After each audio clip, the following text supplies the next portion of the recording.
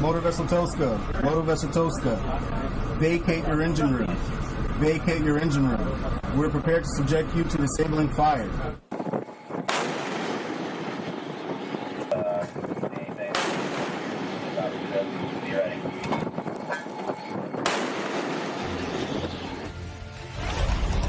Hi again, everyone. It's now 5 o'clock in New York, 8 weeks now into what Donald Trump initially described as a, quote, little incursion into Iran, and the prospect of prolonged and durable peace, even after so many declarations of victory, appears as elusive as ever, with the delicate ceasefire now on the verge of expiring.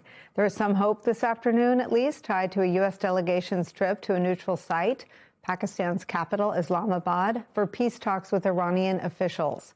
Trump says his VP, J.D. Vance, will lead that group, which will include Donald Trump's son-in-law, Jared Kushner, along with Special Envoy Steve Witkoff. And not a moment too soon, this morning, Trump told Bloomberg that the ceasefire would end Wednesday evening Washington time. If it does lapse, Trump told PBS News this, quote, then lots of bombs start going off, end quote. So any optimism associated with the potential deal ought to be tempered by the reality of the last few days. Since we last met Friday, Donald Trump has thumped his chest and declared Iran had, quote, agreed to never close the Strait of Hormuz again. Then one day later, Iran closed the Strait of Hormuz again. Shortly after Iran appeared to fire on a pair of Indian flagships in the area, U.S. forces carried out an attack and seizure of an Iranian cargo ship that appeared intent on defying the U.S. blockade.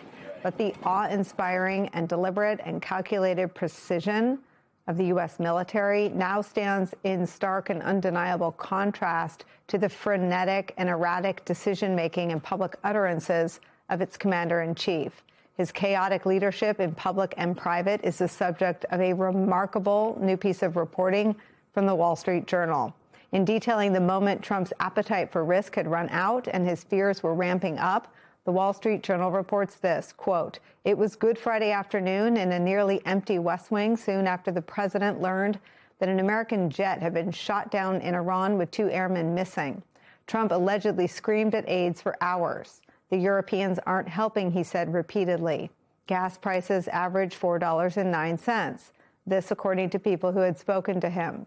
Images of the 1979 Iranian hostage crisis, one of the biggest international policy failures of a presidency in recent times, have been looming large in his mind, according to people who have spoken to him. Quote, if you look at what happened with Jimmy Carter, with the hostages and helicopters, it cost them the election, Trump had said in March. Quote, what a mess. Speaking of elections and the public's view of Donald Trump, a new NBC poll has his approval at a second-term low, 37%. That's the lowest it's been in NBC's polling. On Iran specifically, an overwhelming share of the American people disapproves. More than half strongly disapprove. And while foreign policy isn't at the top of the list when it comes to top concerns, the economy is. So we're monitoring gas prices, which are at $4.04 a gallon nationwide, down 2% from a week ago, but still up more than 35% since the start of Donald Trump's, quote, little incursion in Iran. That is where we start the hour. Former Secretary of the Air Force Frank Kendall is back with us. He's now a senior fellow at the Center for American Progress and the author of the forthcoming book, Lethal Autonomy. Also joining us, BBC U.S. Special Correspondent, contributor Katty Kay is here, and New York Times diplomatic correspondent Michael Crowley is here as well. Michael Crowley, let me just ask you to take us through what is happening right now. Donald Trump says things that are so detached from what the military is doing and the events that are unfolding in the region that it's not always clear. Is the Strait of Hormuz open or closed? Are the peace talks on or off? Are the bombs going to start dropping on Wednesday or not? Thanks, Nicole. Thanks for having me. You know, I feel like I could try to answer your question, and by the time I finish my answer, the situation might have changed. You know, I mean, on Friday, I was writing about the fact that the Strait had been reopened and that there was a new round of optimism for a peace deal and how things were actually looking pretty good. And then, you know, over the course of the day, it became clearer and clearer that President Trump's somewhat needless, I think you could argue, bluster about the fact that he was going to continue to blockade Iranian ports was endangering everything. And indeed, Iran closed the strait again. The peace talks were thrown into question. Now we're back to a better place again. Today, it does seem that the talks are, I would say, more likely than not.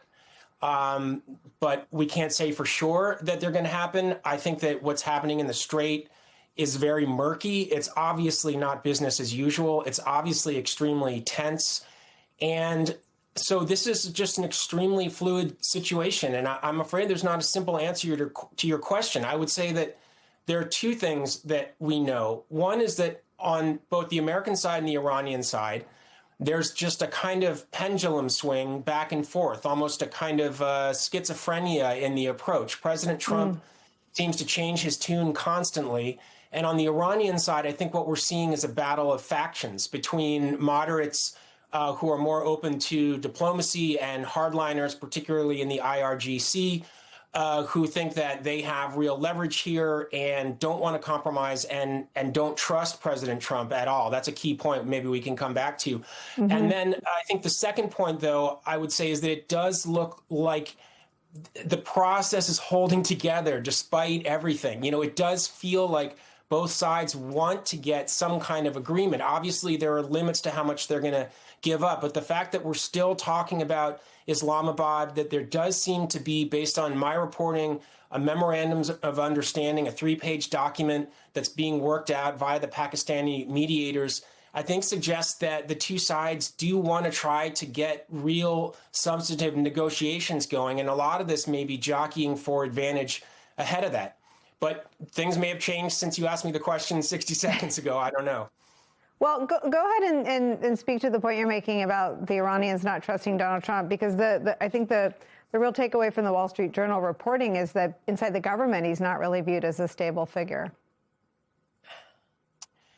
Yeah, well, Nicole, I mean, of course, plenty of people in Washington don't trust President Trump. He changes his opinion, and people say he goes back on his word in all kinds of contexts, from his business deals to his political maneuvering to promises he's making in diplomacy. And I think the Iranians make that case very strongly, and they have for years now. You go back to the fact that Trump unilaterally, in his first term, withdrew from the 2015 Iran nuclear deal brokered by the Obama administration and several other countries, really for no cause. All the other parties to that deal said that Iran was in compliance. And Trump basically said, I don't like this deal, and tore it up.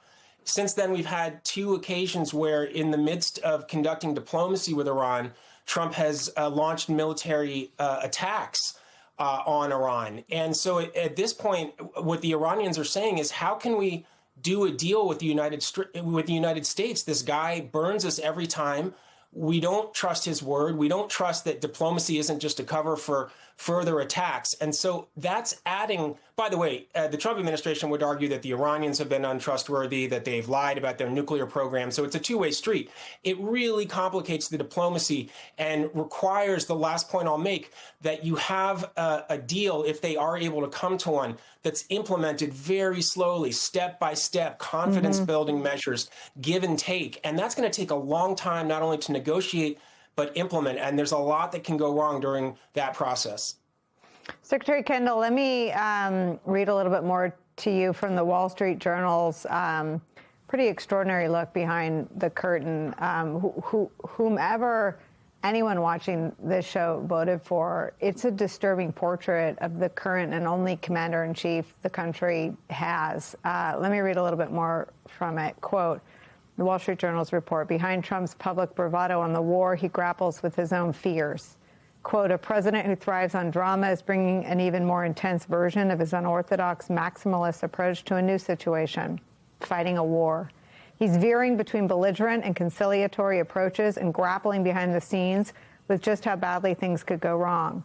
At the same time, the president sometimes loses focus, spending time on the details of his plans for the White House ballroom or on midterm fundraisers, and telling advisors he wants to shift to other topics. Your thoughts? Well, look, Nicole, first of all, thanks for having me on. That's a disturbing portrait. Unfortunately, it's consistent with the evidence that we all see. We've seen the president tweet pretty ridiculous and crazy tweets. We've seen a lot of erratic behavior. So it's not terribly surprising that the behind-the-scenes look that we appear to be getting here is consistent with that. We're also in a situation where the normal decision-making apparatus that supports the president has been largely disassembled. The National Security Council staff has been cut dramatically. We got the Secretary of State for quite a long time now has been performing the National Security Advisor role also. Those are very different jobs. They're completely different. They're not compatible with one another. And so we're seeing a president who likes to make decisions by intuition, having blundered, frankly, strategically into a very terrible situation that we're in now and struggling to find some way, desperate, I would say, to get out of it. That's the reality of what we're facing.